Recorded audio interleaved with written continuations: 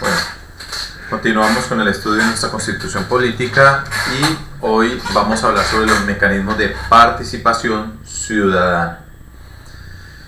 Recordemos que este es uno de los temas más importantes de nuestra Constitución Política, la que hace realidad y materializa el principio democrático del Estado.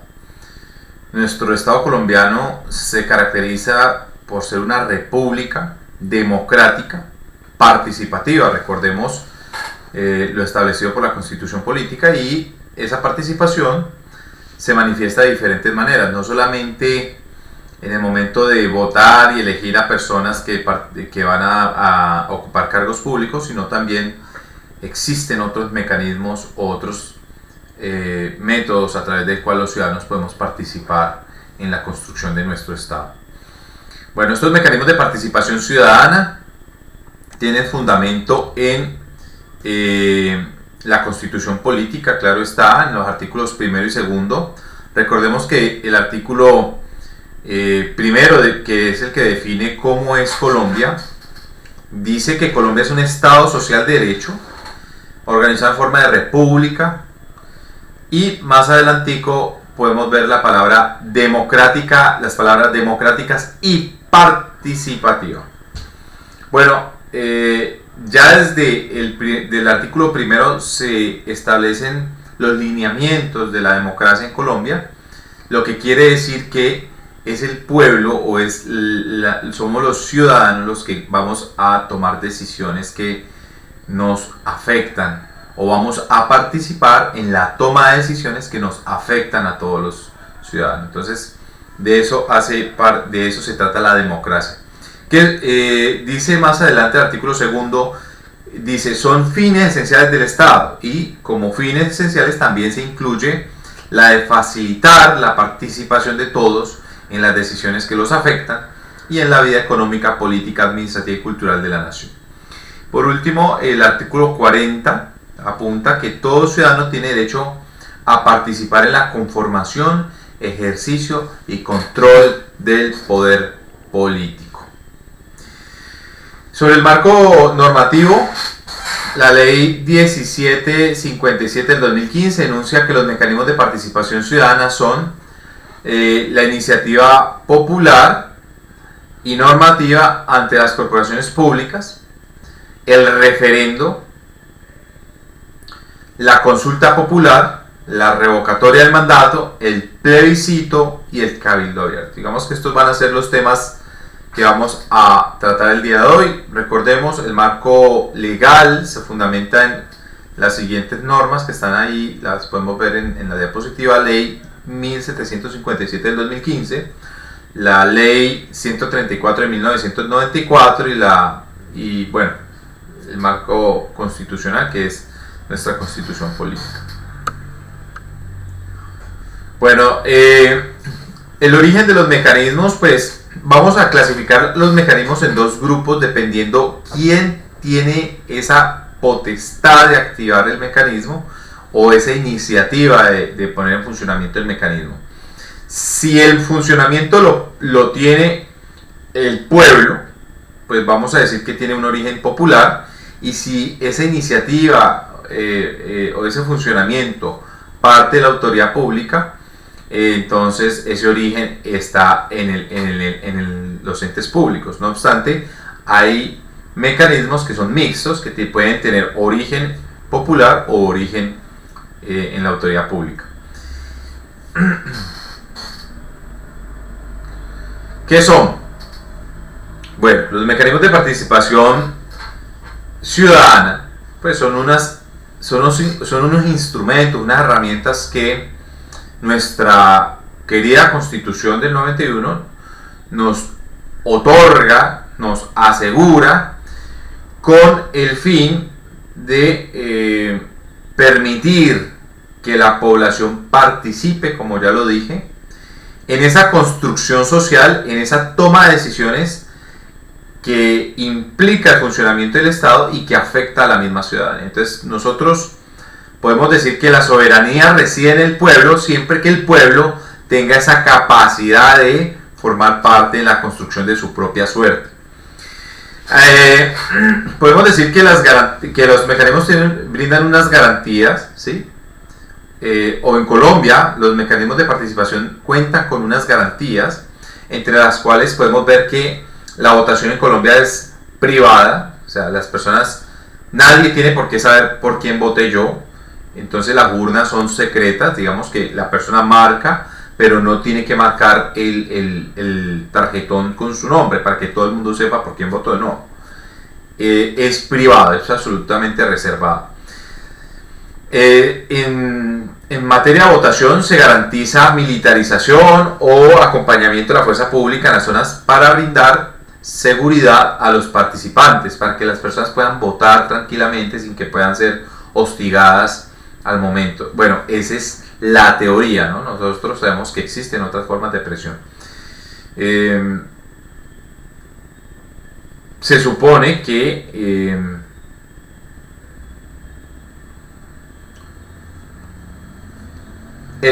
las personas podemos votar con el fin de poder manifestar ya sea nuestra aceptación, nuestra conformidad con una situación, o también podemos votar en contra, y así debe permitirse en todos los tarjetones o en todas las votaciones la posibilidad de que haya alternancia en la elección. Nosotros podemos mostrar nuestra inconformidad o apatía frente a un partido político o un dirigente, si es necesario. Entonces, para eso el Estado crea otra garantía, que es el voto en blanco, que es una forma de manifestar nuestra inconformidad, o también permite la participación de diferentes actores dentro de los procesos electorales. Bueno, y también busca, el sistema electoral también busca garantizar que las leyes se cumplan por parte del gobierno. El ejercer el derecho a la participación o el derecho a voto en Colombia, por ejemplo, también podemos decir que tiene unos beneficios. En primer lugar, veamos acá, las personas que trabajan en Colombia y salen a votar tienen derecho a mediodía de descanso remunerado, a media jornada laboral remunerada, la cual debe ser concertado con el empleador dentro de los 30 días siguientes a la elección.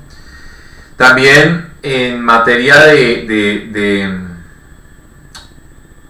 concurso por una beca o por un cupo dentro de una institución de educación superior pública, como es el caso de los que quieren entrar a estudiar a la del Valle, en caso de que haya empate entre aspirantes a las carreras o a los posgrados, en caso de empate, el haber votado podría ser un factor de desempate. Entonces, así lo dice la norma. En este caso, si está aspirando a ingresar a una institución pública o privada de educación superior, el certificado de votación le dará prelación en caso de empatar con otro aspirante. Tercero, hay una rebaja en tiempo de servicio militar. Dice, tanto los soldados y auxiliares bachilleres como tropas campesinas campesina irregular podrá recibir rebaja en el tiempo de prestación de servicio militar. Para los primeros es de un mes menos, es decir, para los soldados, y para los auxiliares bachilleres de 2 meses. En cuarto lugar, acceso preferente a becas, predios y subsidios de vivienda. Estos se darán en casos de igualdad de condiciones estrictamente establecidas en un concurso abierto, y también sirve para, digamos que en caso de que haya empate en esos concursos, pues es un factor de desempate presentar el comprobante o certificado de votación. Lo mismo ocurre cuando hay un concurso de personas que quieren aspirar a un cargo público. La votación, pues yo les digo, cuando las personas hagan un concurso, se presenten para un concurso de méritos con el objeto de ocupar un cargo público, pues en ese concurso deben presentar no solo su hoja de vida, sino la copia del certificado de votación de las últimas elecciones, con el fin de que en caso de que haya empate en puntuación, ese certificado le asegura esa elección, ese cargo, para los cargos que son de concurso de méritos. Descuento en la matrícula estudiantil para los que estudian en instituciones públicas. Dice, aquellos quienes actualmente cursan materia en instituciones oficiales únicamente, no es para instituciones privadas, instituciones oficiales de educación superior como por ejemplo Intenalco, un 10% de descuento en la matrícula. Esto es interesante. Lástima, bueno, ustedes saben que Intenalco es una institución pública, pero lógicamente parte de los gastos de matrícula siempre están a cargo de ciertos estudiantes, los que no tienen beneficios de otros programas que ofrece el Estado, pues los estudiantes pagan su matrícula. A partir del segundo semestre del 2021, recordemos que el gobierno nacional anuncia educación gratuita. Lo que pasa es que no sabemos, todavía no está como muy claro el tema de cómo va a funcionar la educación gratuita para los siguientes periodos, pero lo que sí sabemos es que está asegurado en las universidades, en todos los establecimientos de educación pública en Colombia, está asegurado que la matrícula va a ser gratuita. No obstante, pues llegado el caso en que esta gratuidad termine, pues para las personas que votan tienen ahí asegurado un 10% en la matrícula en los establecimientos de educación pública, de educación superior pública. Descuento en la expedición del pasaporte. Ay, hace poco saqué el pasaporte y olvidé esto. Se tiene un 10% de rebaja en el pago del pasaporte. Rebajas en trámites de libreta militar también, si no ha prestado servicio con las fuerzas militares. Bueno, si la persona va a hacer la solicitud de expedición de libreta militar, pues tiene derecho a un descuento del 10%. Y descanso doble para jurados de votación. Las personas que fungen como jurados de votación tienen derecho a un día de descanso dentro del mes siguiente también, contado desde la votación. Bien, el sufragio en Colombia. ¿Qué es el sufragio? Vamos a abrir un tema nuevo, aquí lo podemos ver. El sufragio lo entendemos como esa capacidad de participar en las decisiones importantes que tiene el Estado y que afectan a los mismos colombianos, y la institución la vamos a llamar el voto. El sufragio es el equivalente al voto y es un mecanismo de participación ciudadana que el pueblo de una nación puede utilizar para ejercer el derecho al sufragio. De acuerdo con la sentencia C 490 del 2011, la Corte Constitucional, que declaró exequible la exequibilidad de la Ley 1475, el voto en blanco, por ejemplo, vamos a hablar del voto en blanco, es una expresión política de disentimiento, abstención o inconformidad con efectos políticos. Y agrega que el voto en blanco constituye una valiosa expresión del disenso a través del cual se promueve la protección de la libertad del elector. Como consecuencia de este reconocimiento, la Constitución le adscribe una incidencia decisiva en procesos electorales orientada a proveer cargos unipersonales y de corporaciones públicas de elección popular. Hablando con ocasión del voto, es importante también aclarar qué es eso del voto en blanco y para qué sirve. Lo primero que hay que dejar claro es que el voto en blanco es una opción que permite a las personas que no tienen un candidato preferente manifestar su inconformidad con los que se presenten. Es decir, el votar en blanco es una institución sagrada y es una forma de decir: no estoy de acuerdo con ninguno de los de la bancada, no estoy de acuerdo con ningún candidato presentado y por lo tanto voy a votar en blanco. El voto en blanco es importante, tiene consecuencias jurídicas. Vamos a derrumbar hoy todos esos mitos que giran alrededor del voto en blanco y vamos a ver que efectivamente el voto en blanco en Colombia, vemos aquí en la diapositiva, de acuerdo con el artículo 9 del Acto Legislativo 01 del 2009, la ley la estoy presentando para que ustedes difundan esta información, para que cuando hayan elecciones o votaciones en Colombia, la gente no siga diciendo mentiras sobre lo que es el voto en blanco. Dice la ley ahí, Acto Legislativo 01 del 2009, deberá repetirse por una sola vez la votación para elegir miembros de una corporación pública, gobernador, alcalde o la primera vuelta en las elecciones presidenciales cuando el total de los votos válidos, los votos en blanco, constituyan la mayoría. Es decir, que cuando la mitad más uno de los colombianos que pueden votar voten en blanco, entonces todos esos candidatos que están siendo promovidos en campañas quedan por fuera de esas elecciones y toca repetirlas, pero con nuevos candidatos. Bien, en Colombia ya tenemos algunas experiencias de voto en blanco, o sea que podemos decir que en Colombia el voto en blanco sí sirve como institución. Lo que no hemos podido es concretar que el pueblo colombiano en general pueda hacer uso de este mecanismo. Pero a nivel local, a nivel regional, hay experiencias claras, creo que en el departamento de Cundinamarca o Antioquia, en estos departamentos ha habido municipios que han votado en blanco. Bien, entonces continuemos con otros características del voto. Primero, en Colombia el voto es un derecho-deber. Lo que no es una obligación. Las personas actualmente son libres de salir a votar. Si quieren hacerlo, lo pueden hacer. Si no quieren hacerlo, no lo tienen que hacer.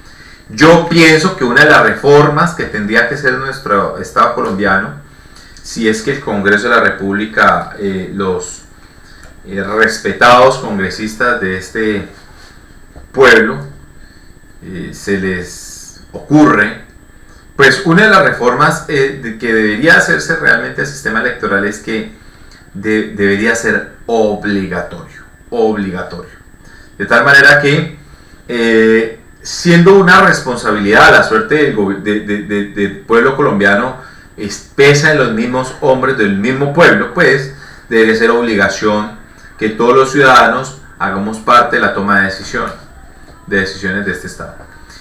No obstante, es un derecho y deber, no una obligación. Es universal.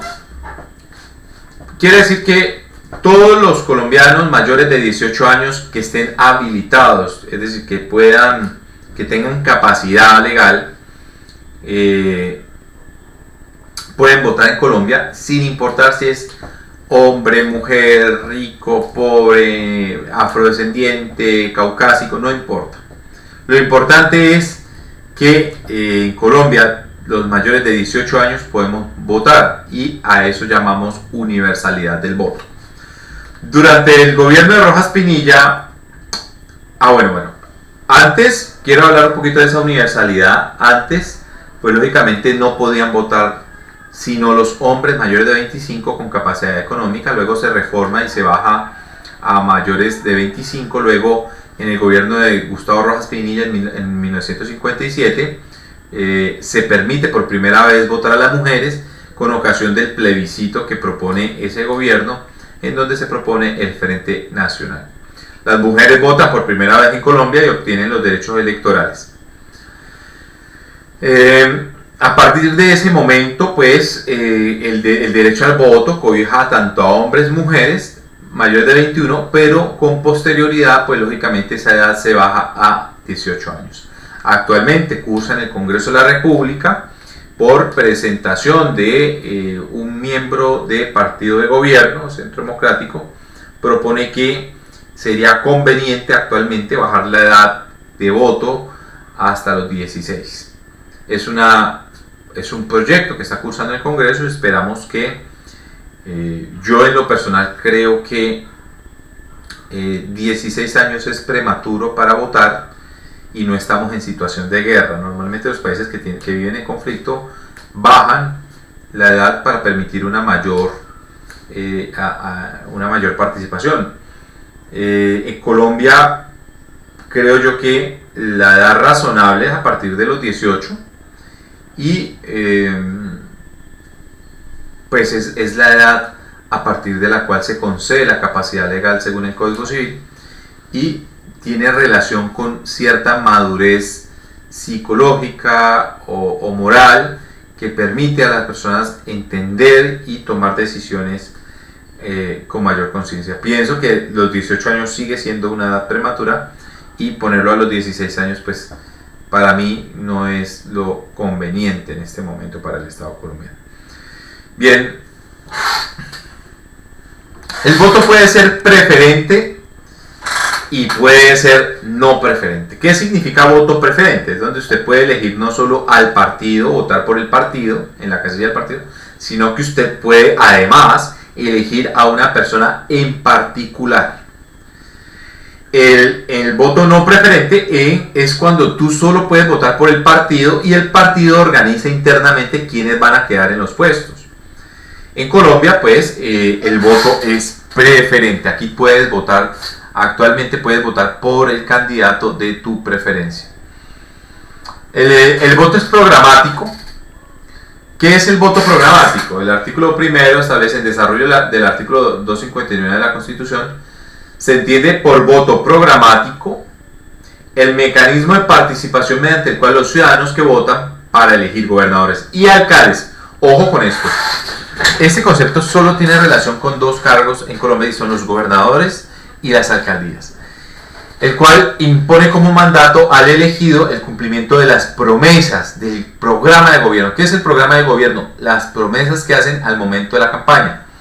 Dice, el programa de gobierno que haya presentado como parte de su campaña electoral. Entonces, el voto programático dice que cuando un alcalde o un gobernador son elegidos, quedan atados, obligados al cumplimiento de ese programa que presentaron en campaña. Esto después tiene consecuencias cuando estamos hablando de revocatoria del mandato, porque el incumplimiento de esas campañas daría pie a la iniciación de una revocatoria por incumplimiento de programa. Bueno, empecemos con el primer mecanismo de participación. Ya hablamos sobre generalidades de los mecanismos de participación, ahora vamos a hablar un poquito sobre los mecanismos en particular.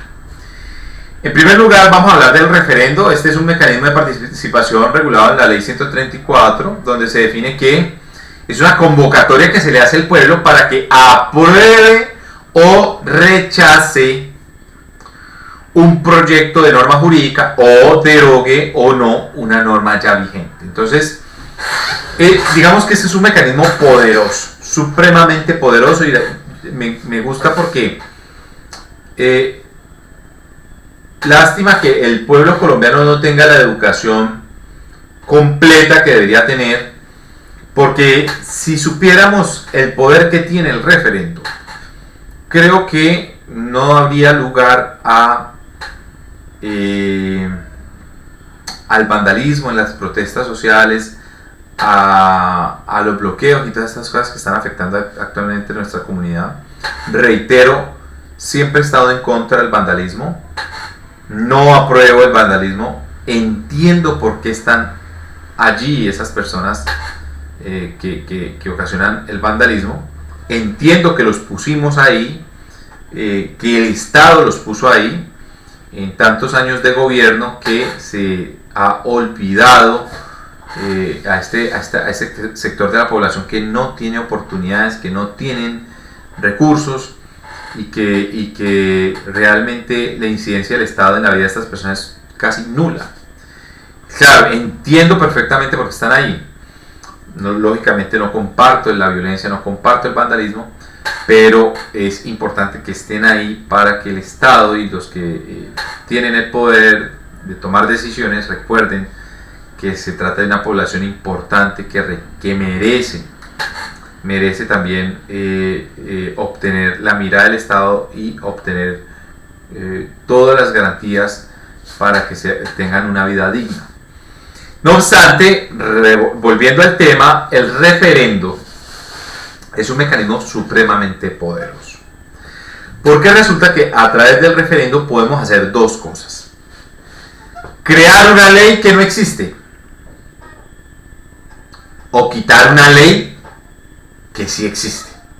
Quitarla. Crear una que no existe. O crear una.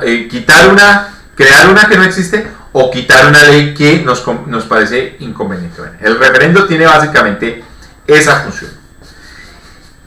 ¿Y cómo? ¿Cómo funciona? ¿Y por qué digo yo que es un mecanismo tan poderoso? Porque resulta que este mecanismo lo activa el pueblo. El pueblo tiene la capacidad de llamar, convocar a votaciones, y el pueblo tiene la capacidad de cambiar directamente esos reglamentos o esas normas o esas situaciones que le parecen incómodas. Yo creería que a través del referendo podríamos hacer unas reformas muy interesantes si existiese pues esa comprensión por parte de las personas, esa disposición de participar en estos mecanismos. Bueno, que todavía me parece que al pueblo le falta un poco de empoderamiento de estas instituciones, y por eso es que a veces fracasa, pero la institución como tal es supremamente poderosa. El día que el pueblo se entere del poder que tiene el referendo, quizá las cosas saldrían en pro de lo que las mayorías consideren. El referendo es un mecanismo, dice, este mecanismo de participación ciudadana se puede llevar a cabo en diferentes escalas. Puede ser a nivel nacional, a nivel regional, departamental, distrital y municipal o local. O sea que se puede intentar no solamente a nivel país, a nivel nación, sino también dentro de un departamento, dentro de un municipio o dependiendo de la institución. Ya dijimos que hay dos tipos de referendo. El derogatorio sería cuando existe una norma que no estamos de acuerdo y queremos quitarla. Dice, un referendo derogatorio es el sometimiento de un acto legislativo o de una ley o una ordenanza o un acuerdo o cualquier norma en alguna de sus partes o en su integridad a consideración del pueblo para que éste decida si lo quita o no, si lo deroga o no. Entonces es cuando la ley existe pero queremos que la quite. En cambio el referendo aprobatorio, dice, el referendo es aprobatorio cuando se somete un proyecto, ¿sí?, de cualquier tipo de norma para que sea aprobado por el pueblo. ¿Y por qué por el pueblo? Pues porque muchas veces el proyecto ha pasado por los órganos de creación de la norma y estos órganos de creación no quieren hacer la norma. Entonces para eso sirve el referendo. Por ejemplo, ha cursado proyectos de ley como acaba de pasarse. Hoy se hunde, por ejemplo, el proyecto de reforma a la policía propuesto por partidos de oposición. Y resulta que en la Cámara de Representantes los congresistas archivan, votan por no aprobar ese proyecto de norma. ¿Y qué pasó? Pues, hombre, este proyecto de norma para la reforma a la policía, propuesta por personas que no son partido de gobierno, propone que, por ejemplo, todos los uniformes de los policías deben tener, todos, incluyendo el SMAT, deben portar el número de identificación, porque sabemos que muchos policías no tienen ese número. Ese proyecto buscaba también prohibir, bajo cualquier circunstancia, que los miembros de la fuerza pública usen sus mazos o sus armas en la cabeza de los manifestantes o de los ciudadanos en general. Cualquier procedimiento ese proyecto prohibía textualmente el pegar con mazos en la cabeza. Otra cosa es se regulaba o reglamentaba el uso de taser. Bueno, era un proyecto de ley muy interesante, pero como lo propone el partido de la oposición, pues parece que no es del gusto del total de los legisladores. Entonces ahí es cuando uno empieza a decir, bueno, entonces el referendo empieza a sonar como un mecanismo muy interesante, porque cuando el legislador no quiere hacer la norma, pues existe un mecanismo como el referendo para que se haga la norma. Porque si, por ejemplo, se convoca el referendo para ese tipo de reformas o para crear ese tipo de normas y se obtienen las firmas necesarias para hacerlo, y si en votación se aprueba, pues lógicamente lo que el pueblo aprueba, el legislador lo tiene que hacer sin discusión. Sin discusiones, el texto como tal que se aprueba se convierte en ley sin necesidad de que el legislador someta de nuevo a discusión esa ley, porque lo hizo el pueblo, porque la norma la hizo el pueblo. Muy bien. El objeto del referendo, el propósito de un referendo consiste en que los proyectos de interés para la comunidad sean autorizados y ejecutados. Es decir, el referendo es una instancia a la que el pueblo puede acudir en caso de que la corporación encargada de aprobar la ley no la acepte o simplemente deje vencer el plazo para discutirla y aprobarla. Cualquier parecido con lo que está pasando en nuestro país es pura coincidencia. Para poder hacer uso del referendo solo se necesita el respaldo de por lo menos el 10% de los ciudadanos del censo electoral. Antes de continuar, quiero hacer un paréntesis y que quede para ustedes claro, y si este video se puede difundir, pues bien. La Corte Interamericana de Derechos Humanos, en el caso Petro, cuando Petro fue alcalde, quiero hacer un paréntesis porque esto tiene que quedar claro. Cuando Petro fue alcalde, fue destituido por el Procurador General de la Nación. Y según los tratados internacionales de derechos humanos y legislación internacional sobre los derechos políticos, las personas que son elegidas popularmente para cargos públicos no pueden ser objeto de destitución por parte de autoridades diferentes a los jueces de la República. La única forma de destituir o de inhabilitar a un político que ha sido elegido, a un servidor que ha sido elegido popularmente, es que sea vencido en un juicio penal por un juez penal o por un juez de la República que lo inhabilite por haber incurrido en faltas a la Constitución y a la ley. Esto lo deja claro la Corte Interamericana de Derechos Humanos en caso Petro, quien ordena devolverlo al cargo, y efectivamente Colombia tiene que indemnizar a Petro porque él incurrió, digamos, o se le causó unos perjuicios por esta mala decisión que toma el Procurador General de la Nación en su momento. Este precedente sale a relucir de nuevo hoy, dado que la Procuradora presenta y cursa en el Congreso un proyecto por medio del cual se pretende hacer, entre varias cosas, dos asuntos. Primero, permitirle a la Procuraduría, a través de una ley, una reforma, de una norma, permitirle a la Procuraduría destituir, sancionar, inhabilitar a personas que han sido elegidas popularmente en cargos públicos. Eso es lo que quiere la Procuradora. Recordemos que la señora Procuradora ha sido elegida y es una persona muy cercana a partido de gobierno. Muy. Ella, cuando habla, hace alocuciones públicas, habla de nuestro gobierno, o sea, ella se hace parte del gobierno, cuando nosotros sabemos que la Procuraduría es un órgano de control que es independiente y que debería mantenerse así, independiente, para garantizar la independencia de las ramas del poder público. Pero pues, como sabemos, en este país el fiscal, el contralor, procurador son personas que son muy cercanas al partido de gobierno y que hacen parte o militan en él. Bien, esto atenta contra la separación de las ramas del poder público. Nosotros sabemos que la idea de la separación es evitar que el poder se concentre, porque el poder corrompe y el poder absoluto corrompe absolutamente.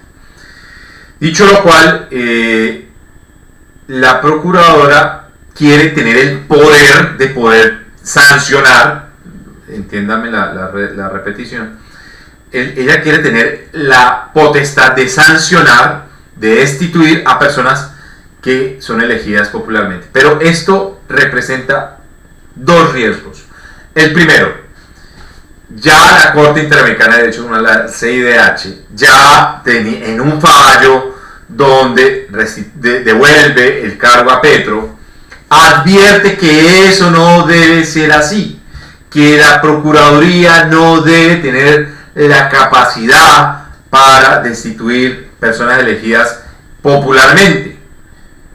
Entonces, desde ya le advierte que esto debe ser privativo de los jueces de la República y no de la Procuraduría.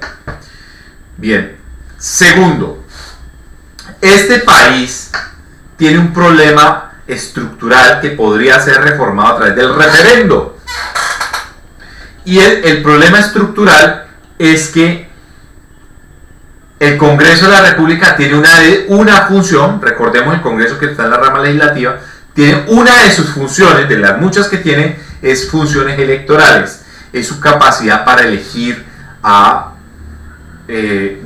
personas como el procurador en la Procuraduría y a otros servidores públicos de otras ramas. Es decir, los Congresos de la República en su función electoral tienen la potestad de elegir a miembros que son altos mandos de otras ramas, digamos, altos directores, digámosle así, directores de otras ramas que hacen parte del poder público. Entonces, esa función electoral, al verse, digamos que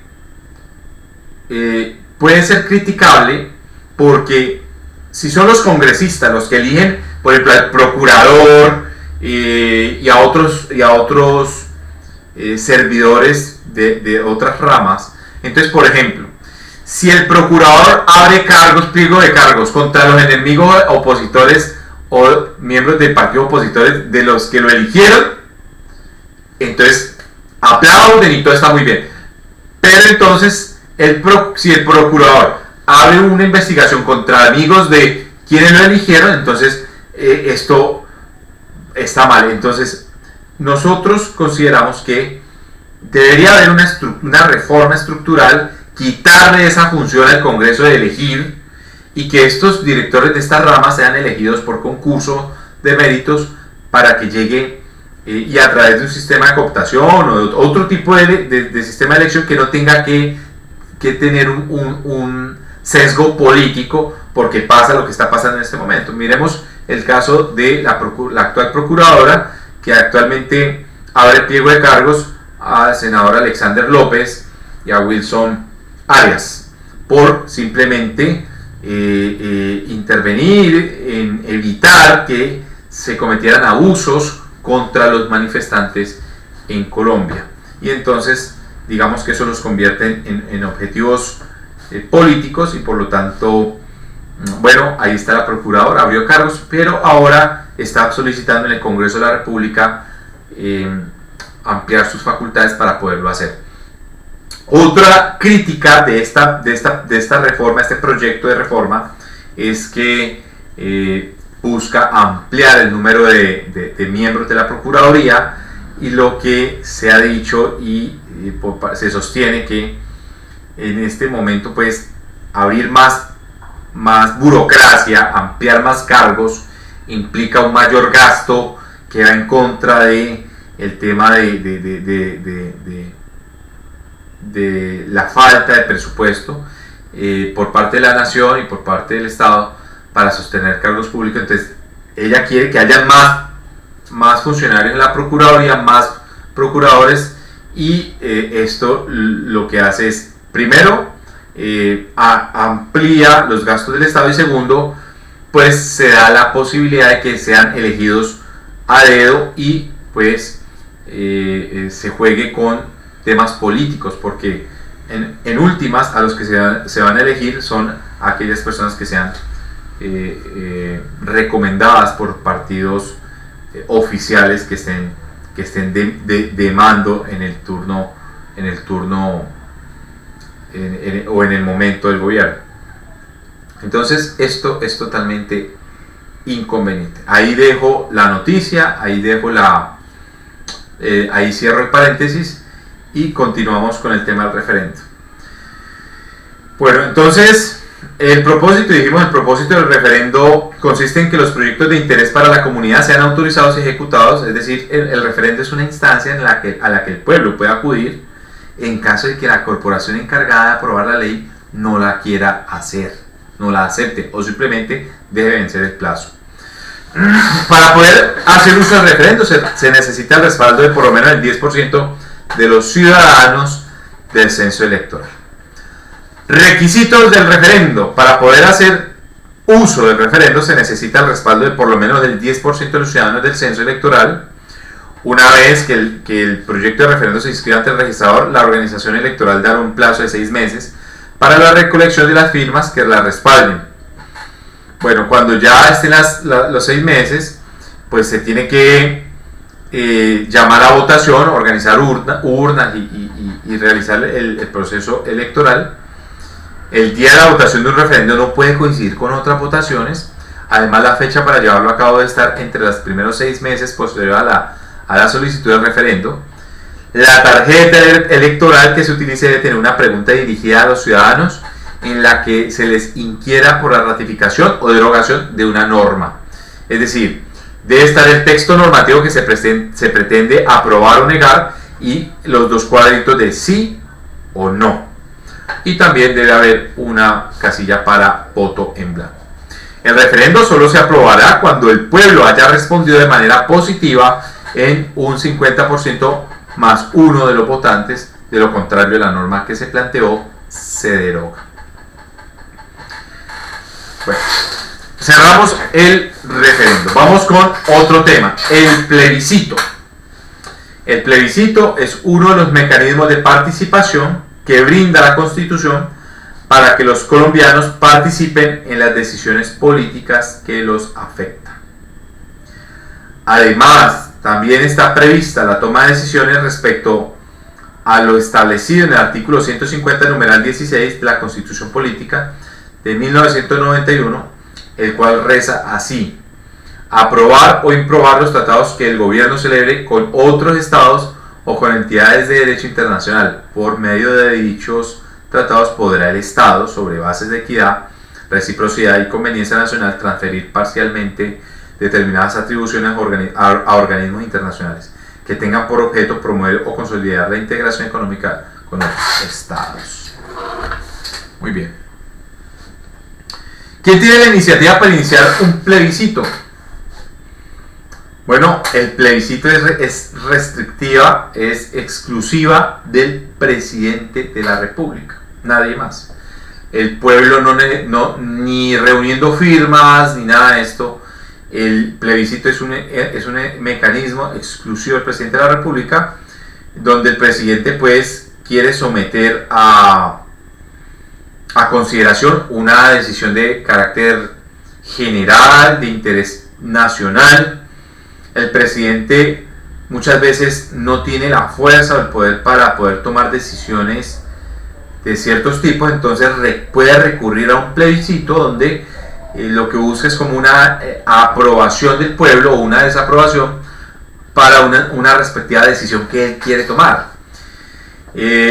Únicamente el presidente puede solicitar, convocar al pueblo para que se pronuncie en torno a decisiones que el Ejecutivo debe tomar. Estas tienen que ver con la conformación, ejercicio y control del poder político en el país, las decisiones que tome. ¿Cuáles son los requisitos del plebiscito? El presidente puede convocar al pueblo para que se pronuncie en torno a las políticas del Ejecutivo que no requieran aprobación del Congreso, a excepción de las siguientes: aquellas que estén relacionadas con los estados de excepción. Estos temas no pueden ser tocados en plebiscitos. Tampoco puede versar sobre la duración del periodo constitucional del mandato presidencial. Algo así como que el presidente no puede convocar al pueblo para preguntarle: oiga, ¿será que ustedes quieren que yo repita? No, eso no se hace. Los plebiscitos no pueden modificar la Constitución.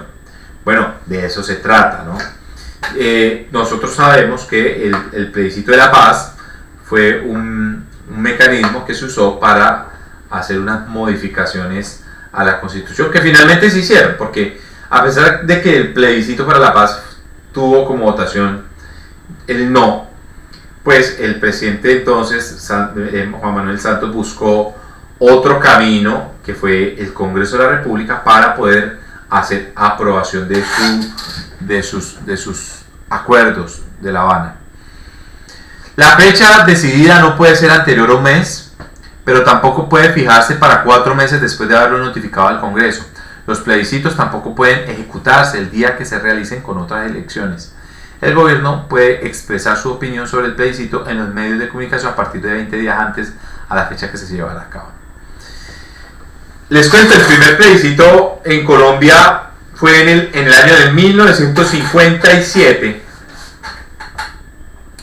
Este plebiscito se llevó a cabo durante el gobierno del general Gustavo Rojas Pinilla. Tuvo una votación a favor del 95% de los electores y dio inicio a lo que históricamente se conoció como el Frente Nacional, situación que ustedes deben conocer muy bien, que en situación de guerra entre conservadores y liberales deciden proponer un acuerdo de paz en donde el Frente Nacional consistía en alternar el poder, 4 años conservadores, 4 años liberales, luego 4 años conservadores y luego otros 4 años liberales.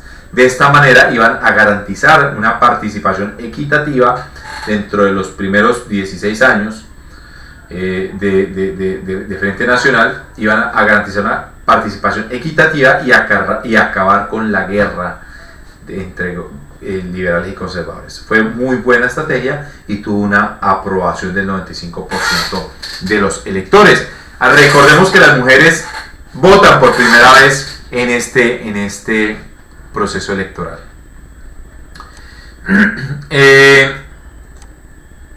El segundo plebiscito que ustedes conocen es el plebiscito para la paz, que los libros de historia pues ya han empezado a establecer algunas críticas.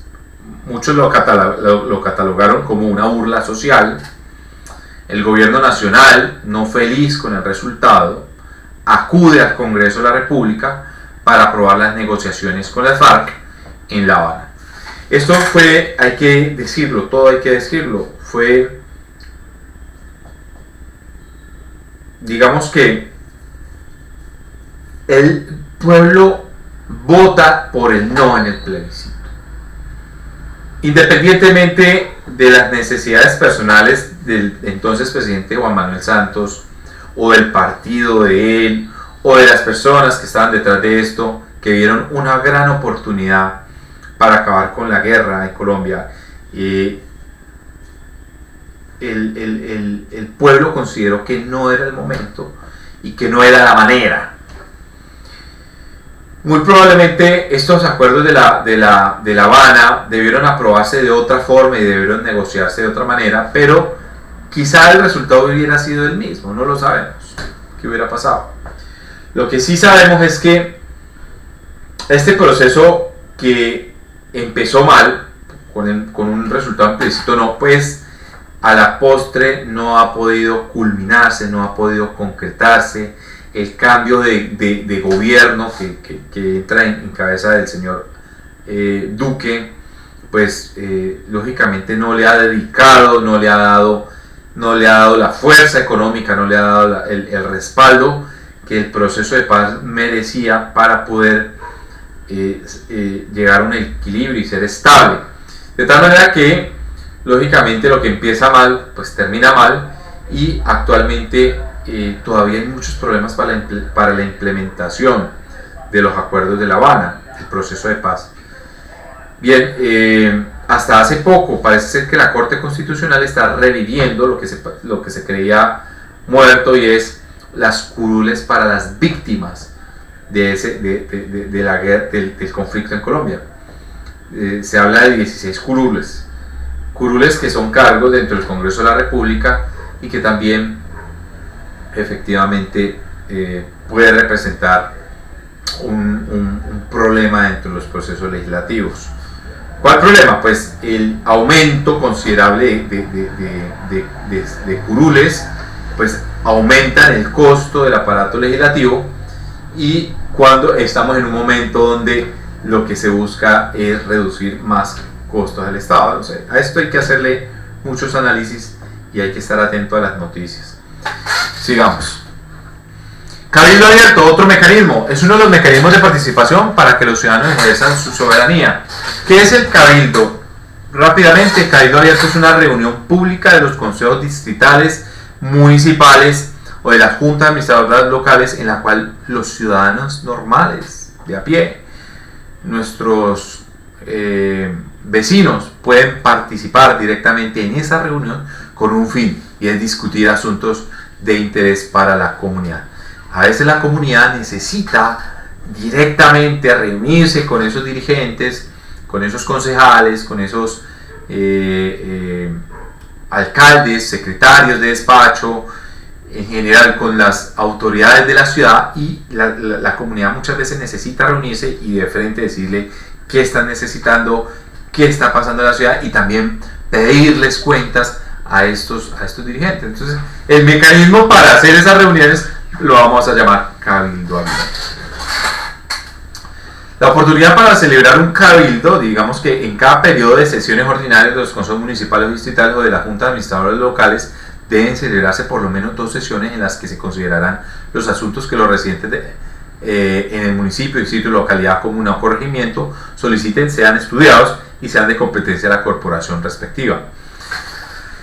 Esa petición del cabildo se hace con un número no inferior a 5 por 1000 del censo electoral del municipio, distrito, localidad, comuna o corregimiento. Según el caso, podrán presentar ante la secretaría de la respectiva corporación la solicitud razonada para que sea discutido un asunto en cabildo abierto, con no menos de 15 días de anticipación a la fecha de iniciación del periodo de sesiones. Las organizaciones civiles podrán participar en todos los procesos de convocatoria y celebración de los cabildos abiertos. Podrá ser materia de cabildo abierto cualquier asunto de interés para la comunidad. Sin embargo, no se podrán presentar proyectos de ordenanzas, acuerdo o cualquier otro acto administrativo, porque estos proyectos competen a un tema que es iniciativa popular, que es otro mecanismo de participación. Asistencia y vocería. ¿Quiénes pueden participar? Cualquier ciudadano. Cualquier ciudadano puede hablar dentro de la reunión. Lo que sí es que tiene que inscribirlo como vocero de esa comunidad, y los demás ciudadanos no pueden hablar. Me explico para que quede más claro. Todos los ciudadanos pueden ir al recinto y estar presentes en la discusión, pero no todos pueden hablar. Tienen que elegir a un representante que es el que va a manifestar las necesidades de esa comunidad, pero cualquier ciudadano puede estar presente en el recinto. Además del vocero de quienes solicitaron el cabildo abierto, tendrán voz quienes se inscriban a más tardar 3 días antes de la realización del cabildo en la secretaría respectiva, presentando para ello un resumen escrito de su futura intervención.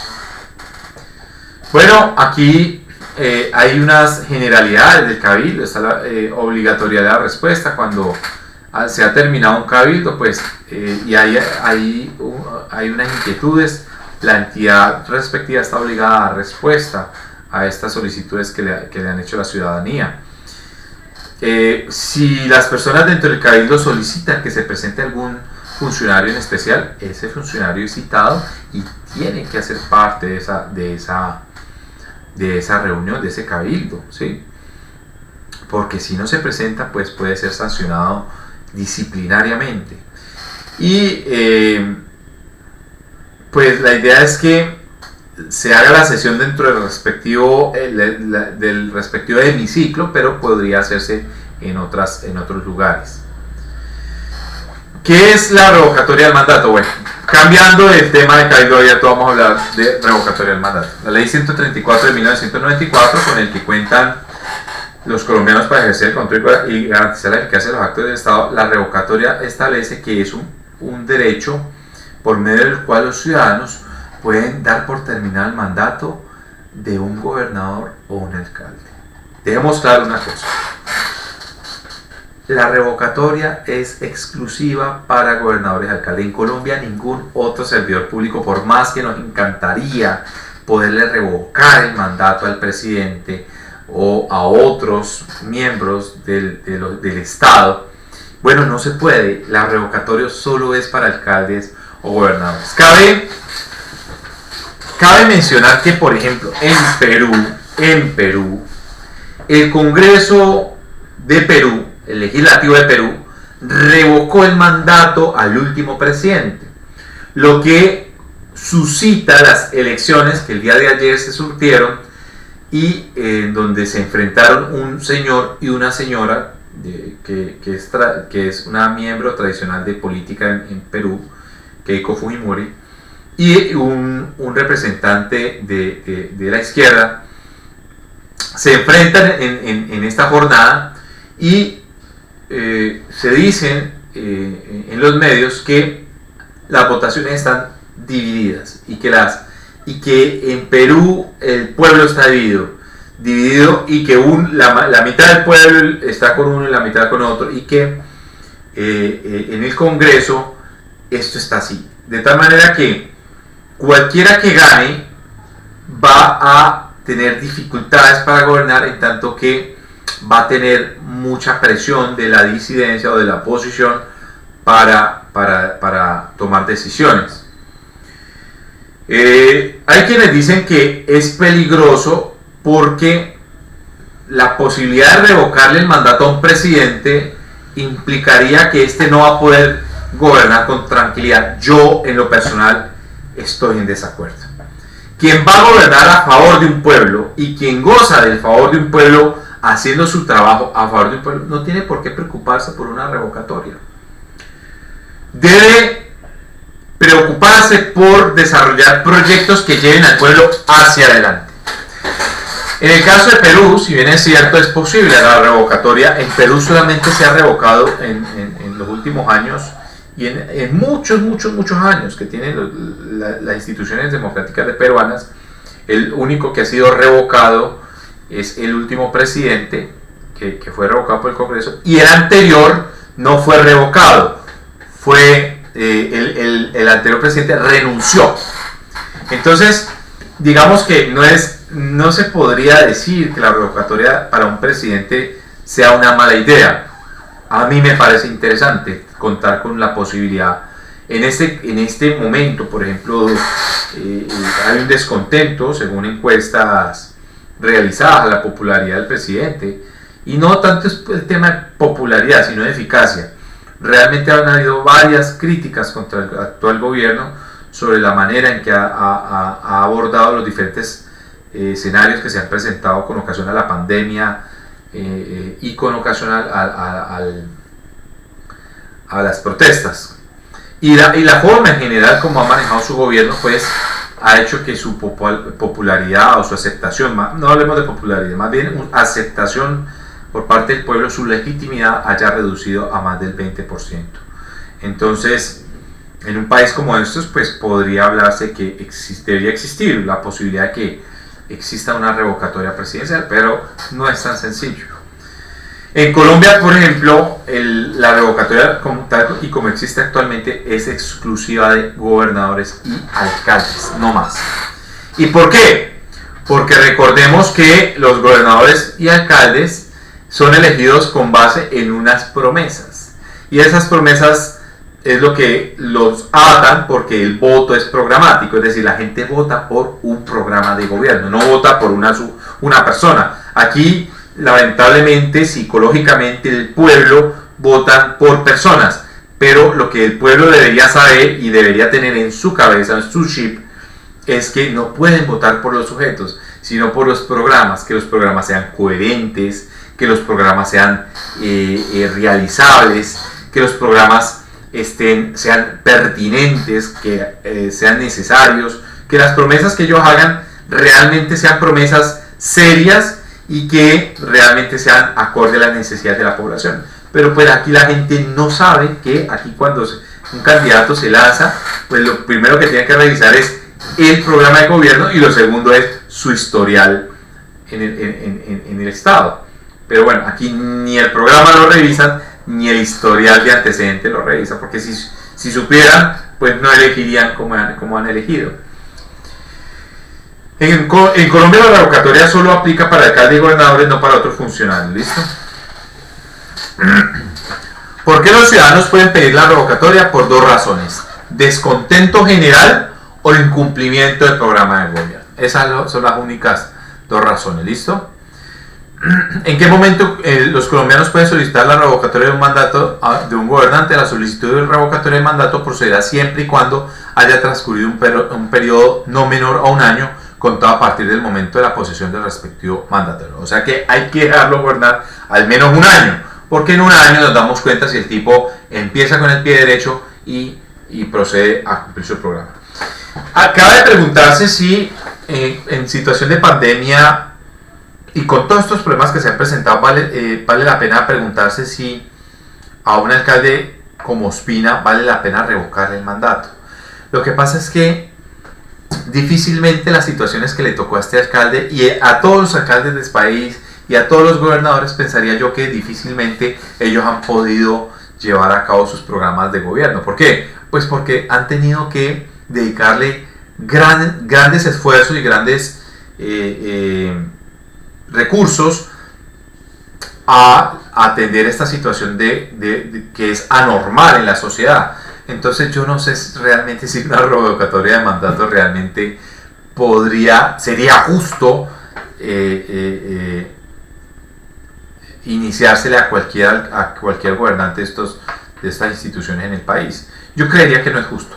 ¿Por qué? Porque difícilmente esta situación es muy difícil y decir si se ha hecho bien o se ha hecho mal, pues efectivamente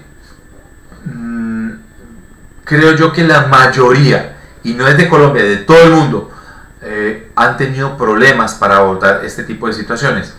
Creo que pudo haber sido mejor la gestión local en todo el país, en todas las localidades, en todos los municipios, en todos los departamentos. Creo que la gestión pudo haberse hecho mejor, en tanto que las medidas, si hubieran sido más estrictas desde un principio, quizá de pronto el número de contagios o la contención de este virus hubiese sido más efectiva. Actualmente se habla de una reactivación económica con cifras supremamente elevadas de contagio y de muerte por causa del COVID. Entonces es un tema que es muy complicado, muy complicado. Muy bien, aquí hay ¿en qué momentos colombianos pueden solicitar la revocatoria? Pues la solicitud se puede hacer siempre que haya habido más de un año de gobierno. ¿Ante cuál autoridad? Pues ante la Registraduría Nacional del Estado Civil, reuniendo unas firmas que se exigen para poder iniciar la revocatoria. Cuando se convocan, la Registraduría elabora un calendario electoral y se procede a convocar la jornada de votación en un plazo de 2 meses. ¿Cómo se solicita una revocatoria? Pues para solicitarla se reúnen firmas, ¿sí? No inferior al 40% del total de los votos válidos emitidos en la elección del respectivo mandatario. Debe solicitar con su firma ante la registraduría correspondiente la convocatoria a la votación para la revocatoria. ¿Por cuánto tiempo? Cuenta con la registraduría para la revisión de las firmas.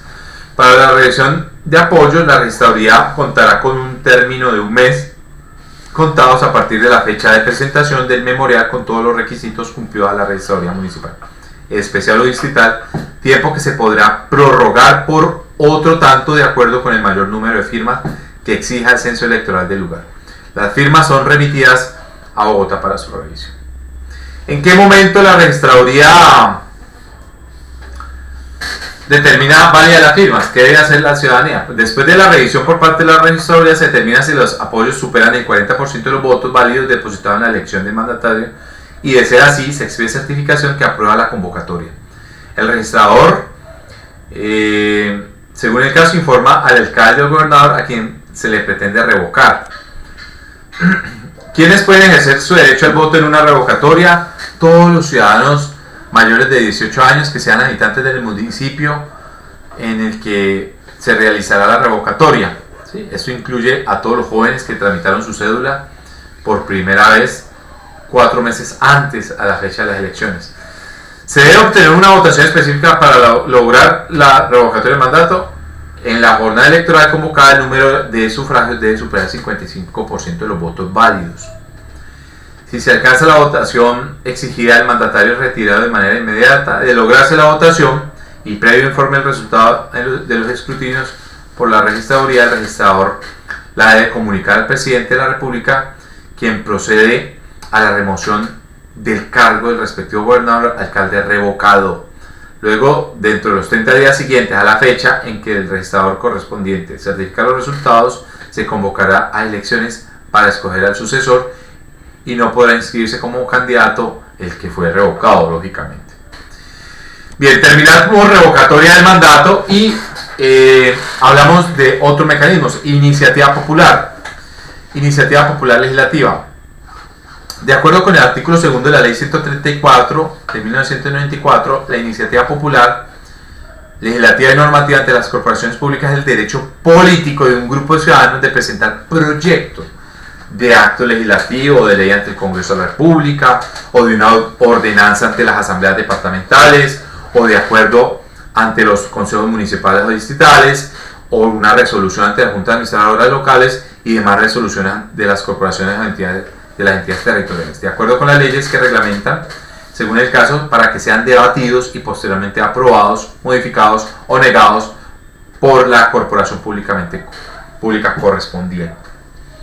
¿Quiénes, además del pueblo, bueno, o quiénes son los titulares de esta iniciativa popular? ¿Quiénes pueden presentar proyectos de norma? Los ministros, los senadores y representantes, pues porque ellos, para eso los elegimos, para que presenten proyectos de norma dentro de su respectiva entidad. O un grupo de concejales también podrían, reuniendo firmas, podrían presentar, por ejemplo, proyectos de leyes ante el Congreso. O los mismos concejales pueden presentar proyectos dentro de las mismas corporaciones que hacen parte. Y el pueblo también. El pueblo puede reunir firmas y presentar proyectos de normas ante estas respectivas instituciones. Ante el Congreso, ante los consejos, ante las asambleas o ante las instituciones, ante las demás corporaciones públicas que tiene nuestro país. Requisitos para ser promotor de una iniciativa legislativa, de acuerdo con el artículo 10, para ser promotor de la ley 134, claro está. Para ser promotor de una iniciativa legislativa y normativa de una solicitud de referendo se requiere, primero, ser ciudadano en ejercicio, que no esté inhabilitado para ejercer sus derechos, y contar con el respaldo del 5 por 1000 de los ciudadanos inscritos en el respectivo censo electoral. Cumpliendo con este requisito, podrán ser promotores de una organización cívica, sindical, gremial, indígena o comunal del orden nacional, departamental, municipal o local, según sea el caso.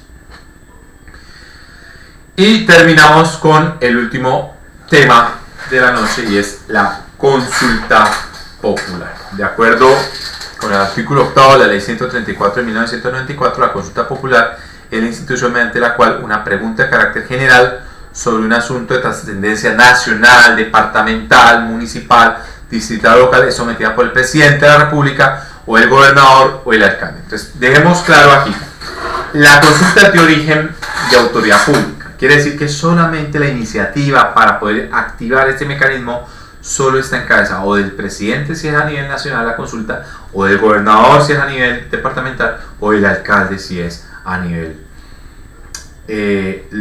municipal o distrital. Este mecanismo no puede ser activado con firmas, como vimos que en el caso de la iniciativa popular, el referendo, la revocatoria del mandato. En estas instituciones hay que reunir firmas. En el caso del plebiscito, solo el presidente, y en el caso de la consulta, solo presidente, alcalde y gobernador.